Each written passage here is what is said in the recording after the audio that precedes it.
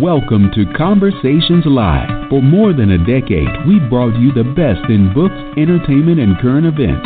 When the movers and shakers of the world have something to say to you, they say it to us first. Now, here's your host, Cyrus Webb.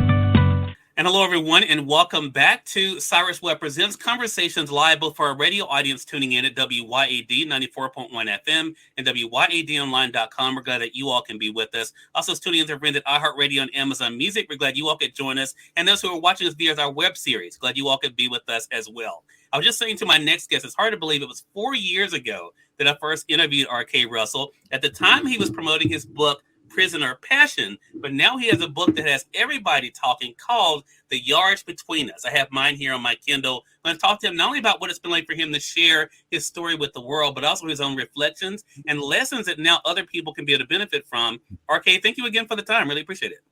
Thank you for having me. Thank you for having me again. I guess the first time was decent. I got the invite back, so I'm very happy about that.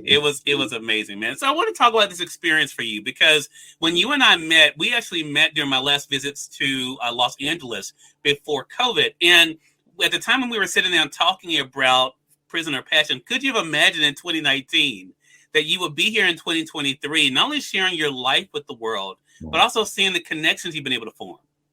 Oh my gosh, at that time, no, definitely not. I think Prisoner Passion, writing poetry and sharing my story in that way felt safe. It also felt genuine for me. And it felt like a bit of an overshare at that point. So I couldn't have imagined then actually talking about, my life in detail. But I will definitely say that was the stepping stone to this. There would be no, The Yards Between Us wouldn't exist without Prisoner Passion, because it is just about also you or myself having that discovery, having that journey, getting comfortable with the things in my life that have been traumatic or hard, or that a long time I have shrouded in shame or secrets under the guise of being private or of just being wanting to protect something. Right. I think sometimes, especially with your truth, when you hold on to something too tight, even in order to protect it, you end up destroying it and it crumbling in your hand. So Prisoner of Passion was definitely me loosening that fist and that grip on my own life and allowing myself to breathe a little bit and to love and to share. Right. And you definitely are doing that. It's interesting, though. I mentioned to you before we went live here, RK, that one of the poems that you have in Prisoner of Passion, I want to read this because I think it's a great correlation to The Yards Between Us. You wrote this, The Price to Play. Maybe I thought strapping on a helmet, buckling up some shoulder pads, and lacing up a pair of cleats would give me value. Maybe I thought brain damage was a poetic way to go. Either way, I played football for years, and I love to say it killed me. You talk about in The Yards Between Us, not only your passion for football, but really you're giving your all to it. And then, of course, that conversation you share in the book with the coach basically saying, we don't know, we're not going to be able to sign you because of what had happened to your body. What was it like for you to go from this feeling that you talk about in this poem to saying in this book how even though people saw you as strong, that you felt so broken? Oh my goodness. Yeah. I think there's such a, excitement around football and around the players. And there's a beauty that allows us as individuals to share our ability, our talents in a way that connects to people, that kind of like rips through and creates that connection. But it's also, I think a lot of the time, since that is the focus, that the marketability and the visibility and the platform is also focused, that we lose the relationship to self. We lose the kind of the perspective that it's okay, but how is this affecting me? Not just physically, but emotionally, mentally. Am I really taking care of myself? Am I catering to that? Am I training or healing or recovering my mind and my heart as much as I am focused on my body and my physical?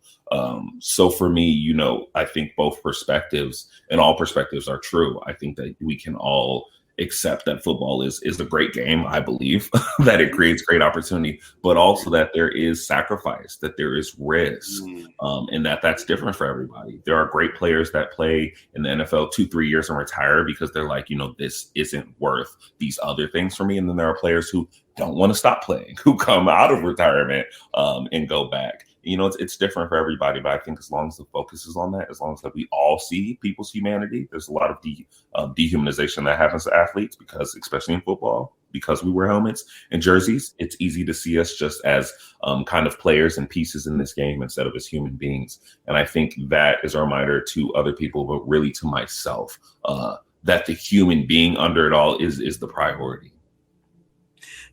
What you were just talking there, I thought about something you wrote in the book. I want to actually read this because I think it's, and I want to say for those who have theirs, it's on in chapter 14, RK, of the book. But you wrote this in talking about the very point, because one thing I did not know about you was there's a lot that I learned in the art, but one of the things I didn't know about was how brutal the racism was for you, even in the game.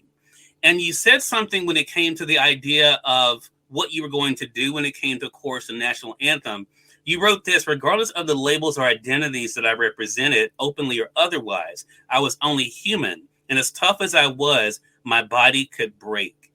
I want to talk about that for a second, because what you just said reminded me of that. Because I think a lot of times we do look at football players, we look at certain people and we think, oh, they can take whatever.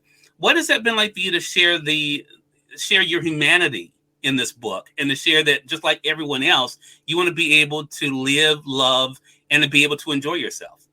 Yeah, I mean, there's some truth to the idea. Like, I know where it comes from. The fact that football players can take on punishment or attack or all these things because physically we do it. But people have to understand that that's something we train for. That's something that's agreed upon between everybody that shows up for that game that day, and that it's between regulation. It's from whistle to whistle. It's understood. We are not signing up for that same type of abuse or punishment or like brunt taking when we leave, when we take our helmets and our jerseys off, when we're stepping out onto the street in our day-to-day life, especially as a Black man. That's not something we're signed up for. That's not something that everyone here has agreed upon in a mutual way. And that's where I think the disconnect is. Just because you can do something, just because you can withstand something, just because we are resilient, doesn't mean we should have to be, especially outside of this game, especially just living our lives and trying to be brothers and fathers and just human beings. So, I mean, I talk about in the book because it is something that I think myself, I was going through the realization of. And as the person actually experiencing this, if you don't voice that out, it's even harder for other people just observing to understand that, to see that as well. I played in the NFL during the time of Colin Kaepernick and taking and there was so many outside voices. There were so many decision makers. There was so much controversy. And at the end of the day, I was like, we come from a team sport. Why are we all on the same team when it comes to just humanity? That was something that was really baffling to me at the time, and still baffles me to this day. Part of it, there's so many layers of this book, RK, and I really want to thank you for writing it. I want to be very careful here in saying that I know a lot of times people, they only want to focus on certain aspects of your story, but I think there is so much that everyone can get out of this book, and I definitely encourage everyone to read The Yards Between Us. I want to talk about the subtitle for a second, though, A Memoir of Life, Love, and Football, because you talk about two individuals in particular, Trina and Alex, and I thought it was interesting how you kind of put them together and comparing some things about them, and then of course how you yourself were able to grow into yourself. What was it like for you to reflect on? Because life is difficult enough in itself. What was it like for you to reflect on love and how love expressed itself to you when you were able to express love?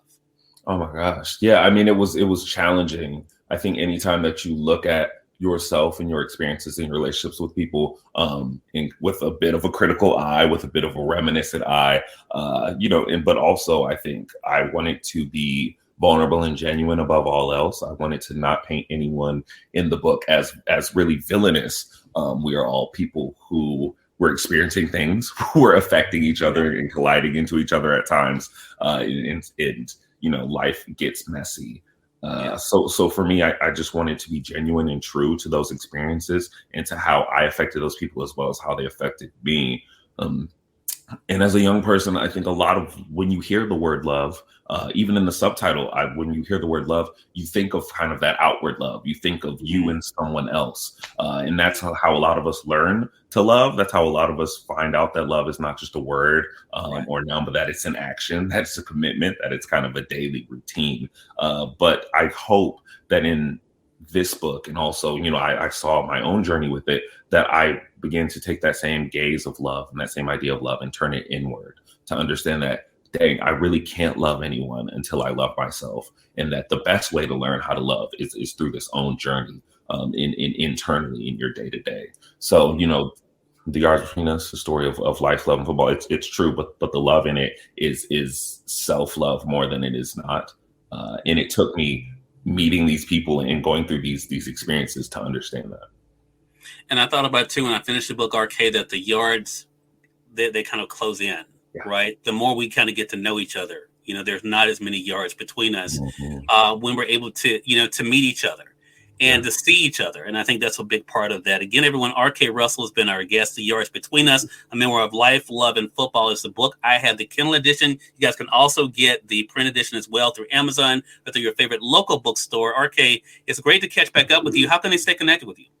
Oh my gosh, I'm on social media. I'm on Instagram and Twitter for the time being, at RK Relentless. I have a personal website where there's more kind of the business side. You'll see the press, the media hits, the speaking engagements I have coming up. RKRelentless.com. So those are the 3 places to find me. If you see me anywhere else, report it, because that's not me. Okay. Well, thank you again, man. Congratulations for all the success, and looking forward to speaking with you again. Oh my gosh, thank you. Thank you for having me again. Glad to do it. And we thank your audience for tuning in to another great segment of Conversations Live.